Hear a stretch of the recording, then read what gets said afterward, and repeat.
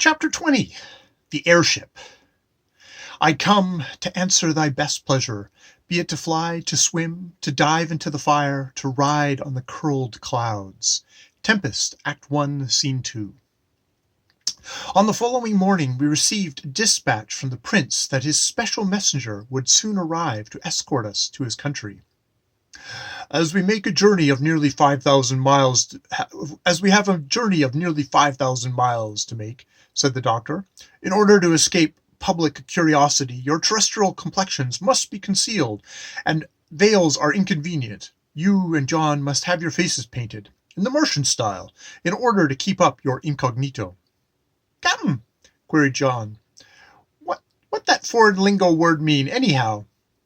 It means we are to assume a character that does not belong to us, to take an alias, the privilege of thieves and princes, to play a part like a stage actor. Hi! Me can paint face just like a big Tanahawk war chief when he goes a courting his gal, when he gets married, when wife die, when he go after another wife, when he go on war path, when he go die. Can paint captain any style he like. All right, I replied. And as all the world's a stage, and all the men and women merely players, and one man in his time plays many parts, we may as well put on stage paint, and play our aliases. But no New Zealand war chief for me. Paint me like a peaceful Martian. One of the children in the house had a box of colors.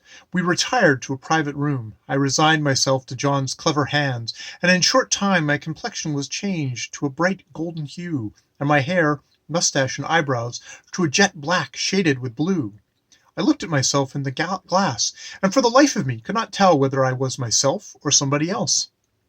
Excellent, said the doctor. Your incognito is perfect. You are now a genuine Martian, all except your stature, which is quite above the average, and your eyes, which are bright blue, and there are no blue eyes amongst the Martians. Everybody have black eyes round here. Can I give Captain Fred black eye nohow? Remarked John. The doctor produced a pair of dark-tinted spectacles. Wear these. You are a professor of philosophy and very nearsighted. You understand. I took the hint, donned the glasses, and assumed the role of the professor. Me fixing myself up like a war chief by and by, said John, then painted himself in genuine Martian red, his coal-black hair needing no extra tint, then wrapped himself in a striped red blanket like an Indian. You now make your entire entry into our fashionable society with flying colors, said the doctor. It is to be hoped that these colors are not fast, said I, for before I enter into your polite circles in this masquerade, I'll fling myself into a coal pit. They can be removed with a harmless chemical in 10 minutes, replied the doctor. In short time, a man of bright bronze complexion, piercing black eyes, and strong marked countenance entered the room. He was clad in a uniform. Good evening, gentlemen, he said. I am Helios Tsar von Nolto, and am commissioned by His Highness Prince Altafora to escort you to the kingdom of Mandal Ultima. He then handed the doctor a letter, who opened it and read it. Captain, said the doctor, this gentleman is Professor Hamiltonus of the Chair of Philosophy in the Northern Polar College, and this gentleman, pointing his finger to John, is really John. I have forgotten your title. Julius Caesar, Pompey, Hannibal, Napoleon, George Washington, Ulysses S.G. Corporal, John, Prince of New Zealand, and King of the Cannibal Islands, vociferated John with a grand flourish.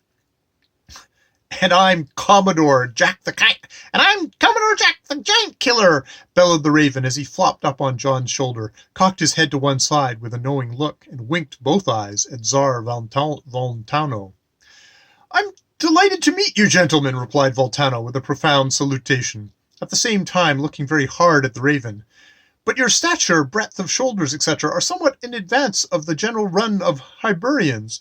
As for this extraordinary bird, I must confess The doctor hastened to explain that we had lived close to the pole so long we had grown very tall, and that the raven was unknown species of educated bird, supposed to have flown down from one of the asteroids on a voyage of discovery. The captain now announced that it was time to depart. We hastened to get in readiness, packed up our baggage, arms, instruments, etc. John stowed the raven birds in the basket. We put on our overcoats, left the house, and walked down to the pier where a very singular-looking vessel lay moored. "This is my Niall Phyllis, or airship," said the captain. It was about 80 feet long by 20 feet abeam, shaped like a spindle and constructed of a bright blue-colored metal. Its deck was flat and surrounded by a high railing. Its prow projected out like the nose of a pike or a swordfish, and was tipped on the end with a small green ball like that of an ethervolt car. Its stern was obtuse, and its rudder resembled the tail of a bird. It was pierced along the sides with small circular windows, and two at the prow resembled the eyes of a fish. 3 great wings, each 20 feet long and shaped like those of a frigate bird, projected from portholes on either side. Several men in uniforms stood on the deck. "Are you ready, boys?" asked the captain. "Aye, aye," they replied. "All about," he ordered. We bade farewell to the superintendent and got aboard with our baggage.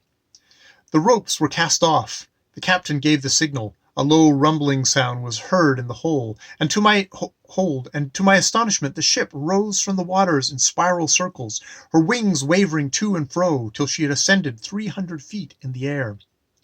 "Steer out to the northeast," ordered the captain. The great propeller wings waved gracefully to and fro like the wings of an eagle, and the ship flew onwards with a swift and steady motion. "What power elevates her?" I asked. "The aerovolt batteries, similar to those on the ethervolt cars," he replied. "What's her speed?" "From 100 to 150 miles per hour, generally, but she can go much faster." We descended the hatchway to the cabin, which was commodious and elegantly furnished. The machine room occupied the forward part. Beneath the floor were the aerovolt batteries and electromotors. The propelling machinery was of an intricate and delicate construction, combining the greatest degree of tensile strength with lightness of weight. The wings were composed of some unknown metallic membranous material, and their strength, lightness, and ease of motion were marvelous. The molecular structure of the metals being altered in some peculiar manner by the Martian machinists, so that their cohesive strength or toughness is increased 100-fold beyond our strongest steel. The ship flew swiftly over the blue waters of the polar sea, and the great ice cap soon disappeared from view. The appearance of the horizon was surprising. On our Earth, the eye of the observer, elevated 6 feet above the surface, commands a view of about 3 miles either way. Here it is only about 1.5 miles, Mars being about half the circumference of Earth. His horizon is correspondingly shortened. The clouds also appeared much nearer, and their colors were more pronounced and bright owing to the lesser depths and density of the Martian atmosphere as compared with that of Earth. During the day, we crossed the Mare Australe, or Antarctic Sea, and by evening had advanced nearly 1,000 miles, corresponding to about 60 degrees south latitude, as designated on our Martian maps, and were coursing over Liveria Sea, beyond which lies the continent of Copernicus.